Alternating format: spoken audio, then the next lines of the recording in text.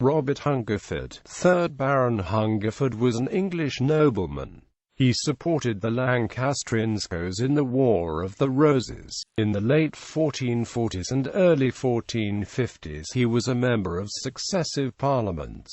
He was a prisoner of the French for much of the 1450s until his mother arranged a payment of a 7,966 ransom. In 1460, after successive defeats on the battlefield, he fled with Henry VI to Scotland. In 1461 he was attainted in Edward IV's first Parliament, and executed in Newcastle soon after he was captured at the Battle of Hexham. Early life. Hungerford was son and heir of Robert Hungerford, 2nd Baron Hungerford, and was grandson of Walter Hungerford, 1st Baron Hungerford. Hungerford was summoned to Parliament as Baron Malines in 1445, sua exeris aliena or Eleanor, the great-great-granddaughter of John, Baron de Molines and Malines. Hungerford received a like summons until 1453.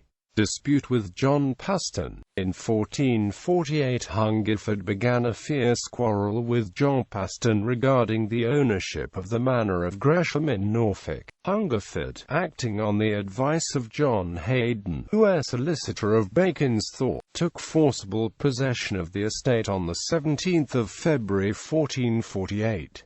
William Waynflete, Bishop of Winchester, made a vain attempt at arbitration. Pastan obtained repossession, but on 28 January 1450 Hungerford sent 1,000 men to dislodge him. After threatening to kill Pastan, who was absent, Hungerford's adherents violently assaulted Pastan's wife Margaret, but Hungerford finally had to surrender the manor to Pastan. French Wars. In 1452, Hungerford accompanied John Talbot, 2nd Earl of Shrewsbury, to Aquitaine, and was taken prisoner while endeavouring to raise the siege of Chastillon. His ransom was fixed at 7,966 and his mother sold her plate and mortgaged her estates to raise the money. His release was effected in 1459, after 7 years and 4 months' imprisonment. In consideration of his misfortunes he was granted, in the year of his return to England, license to export 1,500 sacks of wool to foreign ports without paying duty, and received permission to travel abroad. He thereupon visited Florence. Wars of the Roses. In 1460 Hungerford was home again, and took a leading part on the Lancastrian side in the Wars of the Roses. In June 1460 he retired with Lord Scales and other of his friends to the Tower of London. On the entry of the Earl of Warwick and his Kentish followers into the city, but after the defeat of the Lancastrians at the Battle of Northampton, Hungerford and his friends surrendered the Tower to the Yorkists on the condition that he and Lord Scales should depart free. After taking part in the Battle of Towton, a further defeat for the Lancastrians, Hungerford fled with Henry VI to York, and thence into Scotland. He visited France in the summer to obtain help for Henry and Margaret, and was arrested by the French authorities in August 1461.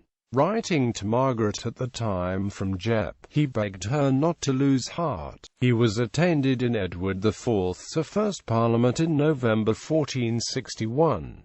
He afterward met with some success in his efforts to rally the Lancastrians in the north of England, but was taken prisoner at the Battle of Hexham on 15 May 1464, and was executed at Newcastle.